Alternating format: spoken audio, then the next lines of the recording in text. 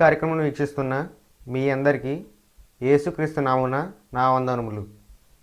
Jesus case ministries వారి యేసే నా ఆదరణ అనే కార్యక్రమానికి స్వాగతము. ఇప్పుడు మా నాన్నగారు పాస్టర్ వై మోహన్ రావు గారు దైవ సందేశం అందించెదరు.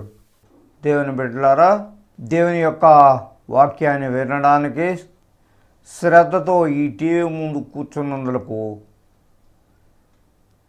దేవుని తరఫున మీకు వందనాలు తెలియజేస్తూ ఉన్నాను. First I am very thankful to God given this great opportunity to share this word of God with you happily every week in Jesus name. అంతేకాకుండా దేవుడిచ్చినటువంటి ఈ సమయాన్ని బట్టి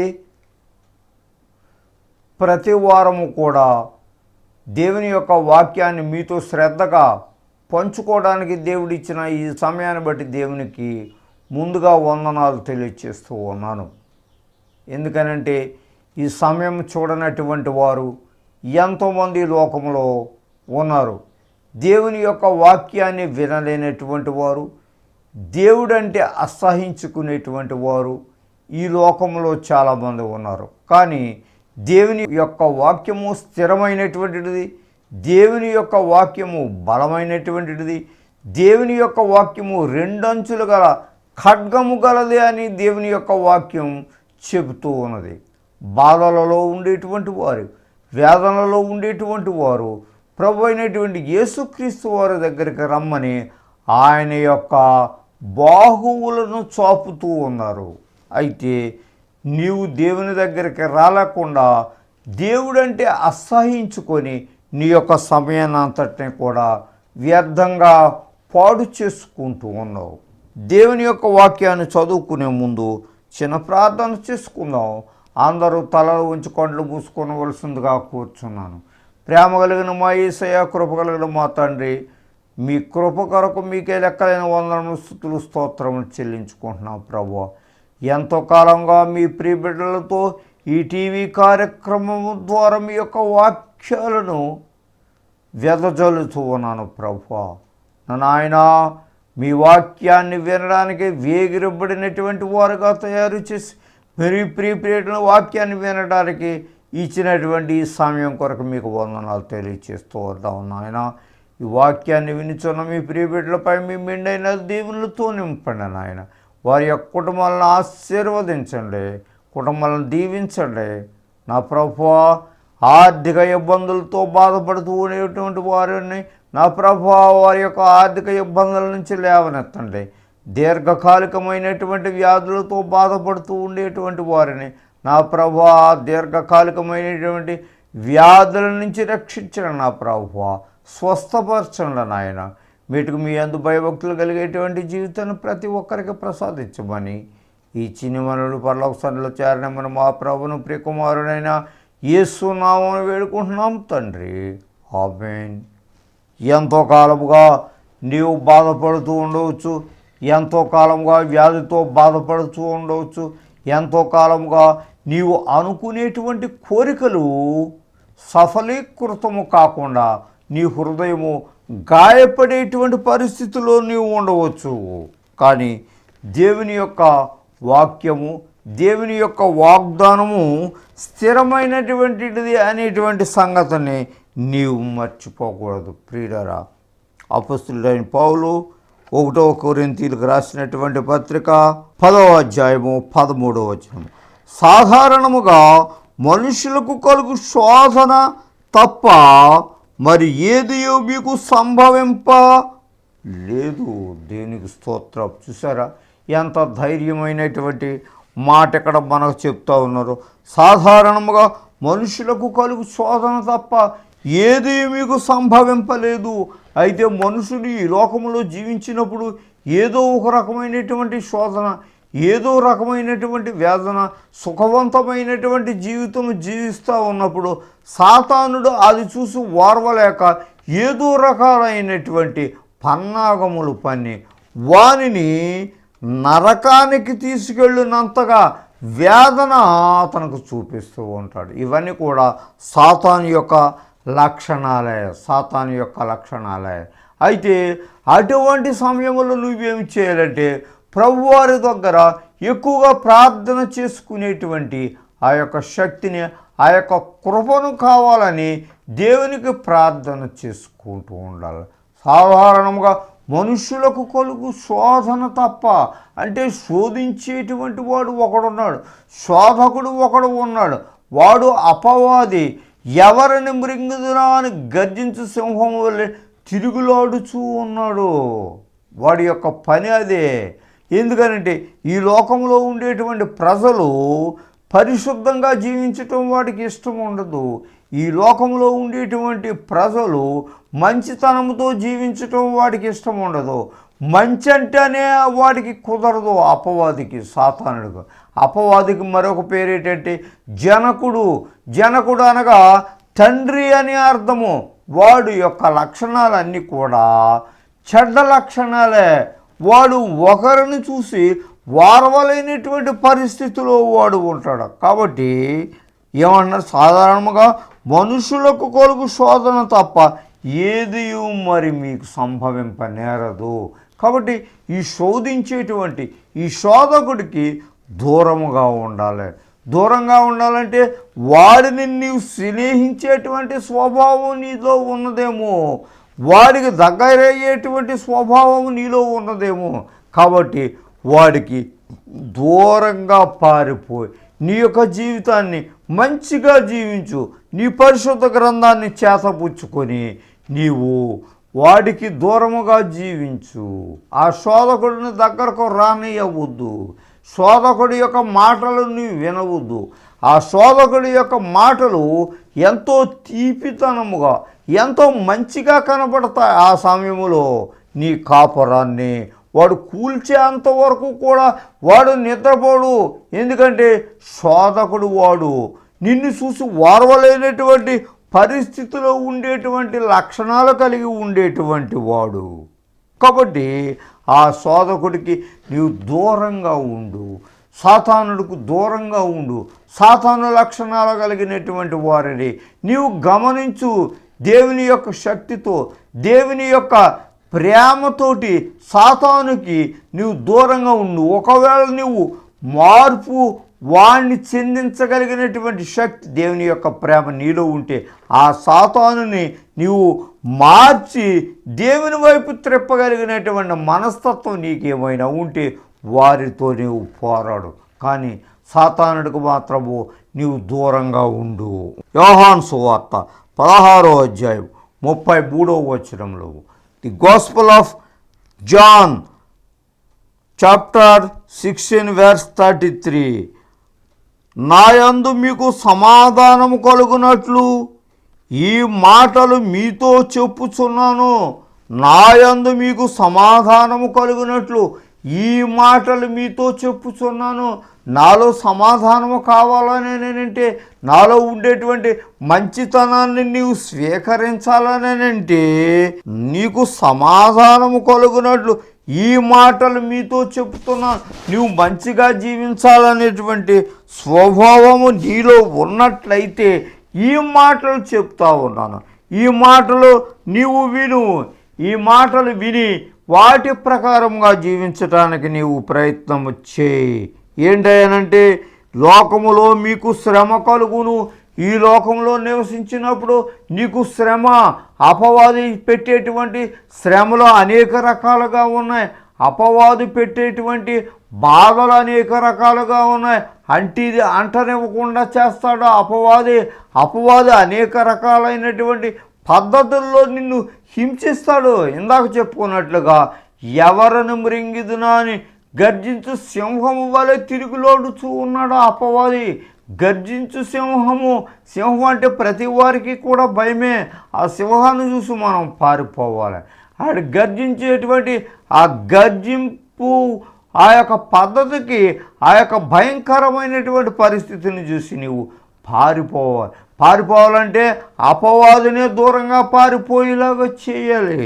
కాబట్టి లోకములో మీకు శ్రమ కలుగును. ఇవన్నీ కూడా అపవాది యొక్క లక్షణాలే.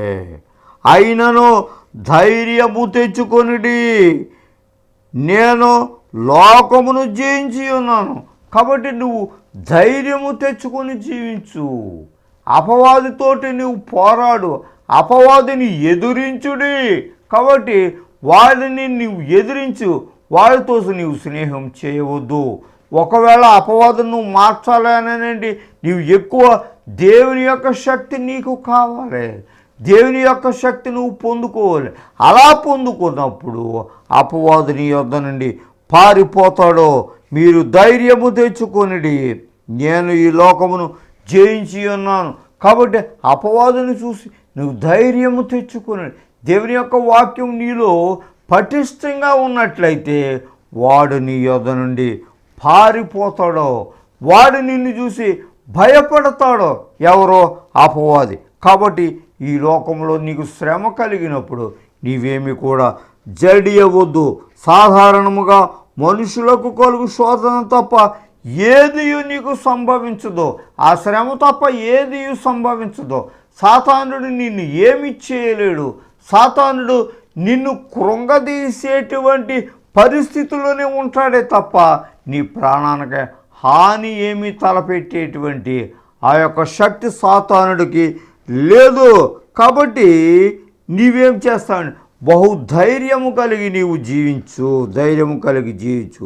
దేవుడు నమ్మదగిన వాడును, మీరు సహింపగలిగినంత దానికంటే ఎక్కువ ఆయన మిమ్ము శోధింపనీయుడు. దేవునికి స్తోత్రం. నువ్వు ఎంతవరకు అయితే సహిస్తావో, ఎంతవరకు అయితే ఆ బాధలో నీ ఒంటి మీద ఉండాలో, ఎంతవరకు అయితే నీవు వాటిని గ్రహించగలవో అంతవరకే దేవుడు ఆ శ్రమనే నీకు పంపిస్తాడే తప్ప ఇంకేటో మీ సహింపగలిగినంత దానికంటే ఎక్కువగా మిమ్మును శోధింపనీయుడు. దానికంటే ఎక్కువ శోధింపగలిగినటువంటి శక్తి ఏమీ ఉండదు, శోధించేటువంటి ఆ యొక్క పరిస్థితి ఉండదు. నువ్వెంతవరకు అయితే ఆ యొక్క శోధన నీవు ఉంచుకోగలుగుతావో, అంటే ఎంతవరకు అయితే సహిస్తావో అంతవరకే ఉంచుతాడే తప్ప దానికంటే ఎక్కువ శోధన నిన్ను ఏమి చేయలేదు. మెటుకు ప్రభు అయినటువంటి యేసుక్రీస్తు వారిని నిజమైనటువంటి రక్షకుడిగా నీవు అంగీకరించు. కాబట్టి మిమ్మును శోధింపనీయుడు, అంతేకాదు సహింపగలుగుటకు ఆయన శోధనలో కూడా తప్పించుకుని మార్గమును కలుగొచ్చేను. దేవునికి స్తోత్రం. దాన్ని సహించటానికి, దాని నుంచి తప్పించుకోవడానికి ఆయన మార్గాన్ని కూడా ఏర్పాటు చేస్తానని దేవుని యొక్క వాక్యం ఇక్కడ సెలవిస్తుంది. దేవుడు అక్కడ వాగ్దానం చేస్తున్నాడు నీతో. దాని నుంచి తప్పించుకునేటువంటి మార్గాన్ని నేను ఏర్పాటు చేస్తాను. కాబట్టి నా యందు భయభక్తులు కలిగేటువంటి జీవితాన్ని నీవు అలవాటు చేసుకొని దేవుడి యొక్క వాక్యం మనకు సెలవిస్తూ ఉన్నది. ప్రభువుడు ప్రియులారా, కాబట్టి దేవుని యొక్క వాక్యాన్ని నీవు వింటున్నావు. దేవుని యొక్క వాక్యము ఎంత నమ్మకమైనదో నీవు తెలుసుకుంటున్నావు. కాబట్టి ఇటువంటి నమ్మకము కలిగినటువంటి వాక్యాన్ని, దేవుని యొక్క వాగ్దానాలను కూడా నీవు విని నీవు దేవుడికి దూరంగా పారిపోతున్నావు, దేవునికి దూరంగా పారిపోతున్నావు. హెబ్రీలకు రాసిన పత్రిక 4వ అధ్యాయము 16వ వచనములు ఈ విధముగా మనతో మాట్లాడుతూ ఉన్నారు. హెబ్రీస్ చాప్టర్ 4 verse 16. గనుక మనము కనికరింపబడి సమయోచితమైన సహాయము కొరకు కృప పొందునట్లు ధైర్యముతో కృపాసనమునొద్దకు చేరుదము. దేవునికి స్తోత్రం. గనుక మనము కనికరింపబడి సమయోచితమైనటువంటి సహాయము కొరకు కృప దొరుకున్నట్లు, సమయోచితమైనటువంటి సహాయము కొరకు దేవుడు మనల్ని రక్షిస్తాడు, దేవుడు మనకి సహాయం చేస్తాడు అనేటువంటి ఆ సమయోచితమైనటువంటి సహాయం కొరకు మనం ఎదురు చూడాలి. దేవుని యొక్క సహాయాన్ని మనం అడగాలి. ఆయన పాదాల చెంత మన యొక్క పరిస్థితులన్నింటినీ కూడా ఒప్పుకోవాలి. మన యొక్క కష్ట నష్టాలన్నింటినీ కూడా దేవునితోటి పంచుకోవాలి. అలా పంచుకున్నప్పుడు సమయోచితమైనటువంటి సహాయం మనకు దొరుకుతుంది. ఆయన దగ్గరే మనకి కృప దొరుకుతుంది. యేసుక్రీస్తు వారే మనల్ని రక్షిస్తారు. యేసుక్రీస్తు వారే నిజమైనటువంటి రక్షకుడు అనేటువంటి నమ్మకాన్ని, ఆ యొక్క హోప్ని, ఆ నిరీక్షణను నువ్వు ఎప్పుడైతే కలిగి ఉన్నాయో ఆ సమయోచితమైనటువంటి సహాయము ఆయన దగ్గరే దొరుకుతుంది తప్ప ఎవరి దగ్గర కూడా నీకు దొరకదు. ఎవరి దగ్గర కూడా శాంతి దొరకదు. నా శాంతిని మీకు అనుగ్రహించుతున్నాను. శాంతి కావాలయానంటే ఎవరో ఇచ్చేటువంటిది కాదు, ప్రభు అయినటువంటి యేసుక్రీస్తు వారి దగ్గరే ఆ యొక్క శాంతి దొరుకుతుంది. కాబట్టి ఆ శాంతి, ఆ కరుణామయుడిని నీవు వేడుకున్నట్లయితే సమస్తము కూడా నీకు సాధ్యంగానే కనబడతా ఉంది. సమస్తము కూడా నీకు సాధ్యంగానే కనబడుతుంది. 1 యోహాను 1వ అధ్యాయము 7వ వచనములో ఈ విధముగా మనతో వ్రాయబడి ఉన్నది. అయితే ఆయన వెలుగులో ఉన్న ప్రకారము మనము కూడా వెలుగులో నడచిన ఎడల మనము అన్యోన్య సహవాసము గలవారమై ఉందుము. దేవునికి స్తోత్రము. చూసారా, దేవుని యొక్క వాక్యం ఎంత బలముగా వ్రాయబడి ఉన్నదో, దేవుని యొక్క వాక్యం ఎంత సూటిగా మనతో మాట్లాడుతూ ఉన్నది. అయితే ఆయన వెలుగులో ఉన్న ప్రకారము మనము వెలుగులో నడిచిన ఎడలా, దేవుడు మనకు వెలుగు అయి ఉన్నాడు. ఇది లైట్ సింబల్. కాబట్టి ఆయన యొక్క వెలుగులో నడిచిన ప్రకారము మనము కూడా వెలుగులో ఉన్నట్లయితే, వెలుగులో నడిచినట్లయితే, ఆయన ఇచ్చేటువంటి వెలుగులో ఉన్నట్లయితే చీకటి ఎంత మాత్రము కూడా ప్రవేశించదు నీ ఇంట్లో. ఎంత మాత్రము కూడా సాతానుడు నీ ఇంట్లో ప్రవేశింపలేడు. ఎందుకంటే దేవుని యొక్క వెలుగు నీ ఇంట్లో ఉన్నది.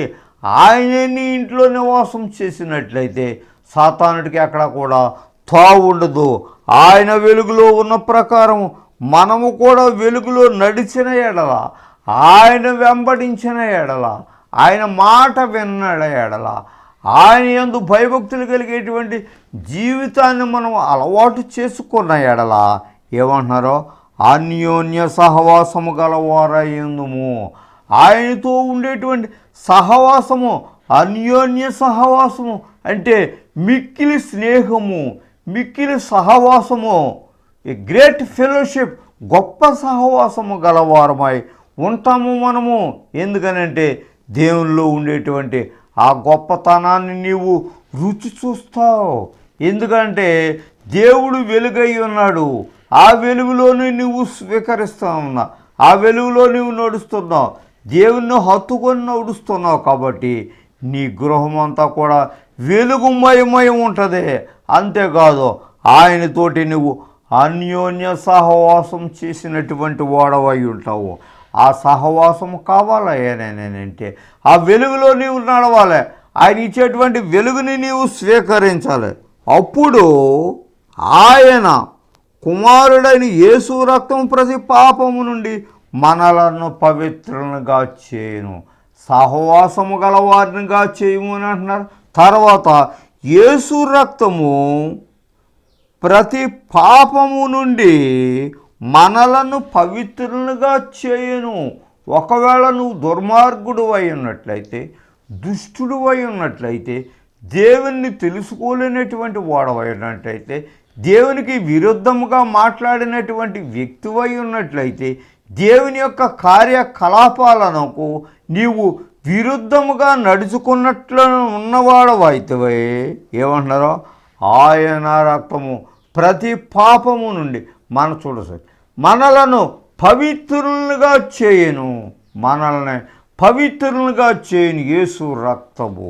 కాబట్టి అటువంటి పవిత్రుడుగా నీవు ఉండాలని అంటే యేసుక్రీస్తు వారిని నిజమైనటువంటి రక్షకుడుగా నీవు అంగీకరించు.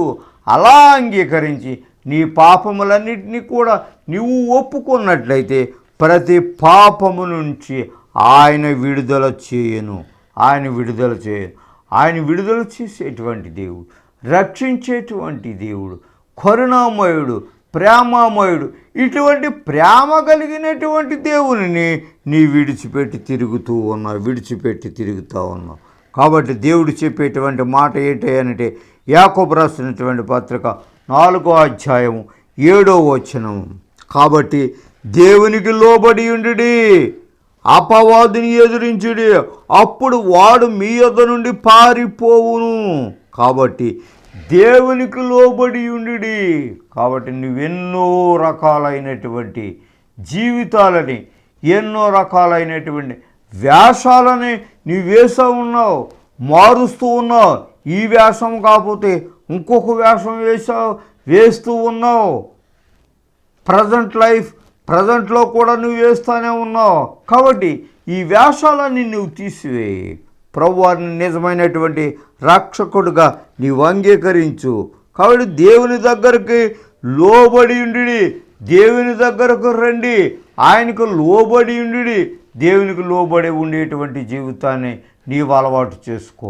అలా అలవాటు చేసుకోవడం ద్వారా దేవుడు నీ ప్రతి పాపము నుండి కూడా ఆయన విడుదల చేయను, ఆయన క్షమించును. అపవాదుని ఎదిరించడం అంటే అపవాదు ఎప్పుడు కూడా నీ వెనువెంటే ఉంటాడో. అపవాదు ఎప్పుడు కూడా నీవు చూసేటువంటి మంచి పనులను వాడవలేక అనేక రకాలైనటువంటి పన్నాగములతో చెడగొట్టి వాటిని నిష్ప్రయోజనంగా ఉండేలాగా ఆడి చేస్తూ ఉంటాడు. వాడు పని అటువంటిది. కాబట్టి వాడిని ఎదిరించుడే, అపవాదికి దూరంగా ఉండేది. అప్పుడు వాడు మీ యొద్ద నుండి పారిపోవును. అపవాదికి నువ్వు దూరంగా ఉన్నప్పుడు, అపవాదిని ఎదిరించినప్పుడు ఏం చేస్తాడో వాడు మీ యొద్ద నుండి పారిపోవును. ఎందుకంటే నీవు దేవుని బిడ్డవని వాడు గ్రహిస్తాడో. దేవుని బిడ్డవో, ఈ బిడ్డ జోలికి మనం పోకూడదని గ్రహింపు వాడు కలుగుతుంది అపవాదికి. ఎందుకనంటే దేవుని బిడ్డలు ఎవరో, అపవాది బిడ్డలు ఎవరో అపవాది ముందుగానే గ్రహించేటువంటి శక్తి ఉంటుంది. కాబట్టి నువ్వు దేవుని యొద్దకు రండి. ఒకవేళ దేవుని తెలుసుకోలేనట్లయితే ఇక నుంచి అయినా దైవ గ్రంథంలో మాటల ప్రకారముగా, దైవ గ్రంథంలో చెప్పినటువంటి మాటల ప్రకారముగా నీవు వాటిని హృదయపూర్వకంగా అంగీకరించు. దేవుని యొక్క వాక్యాన్ని హృదయపూర్వకంగా అంగీకరించి అపవాదికి నీవు దూరంగా ఉండు.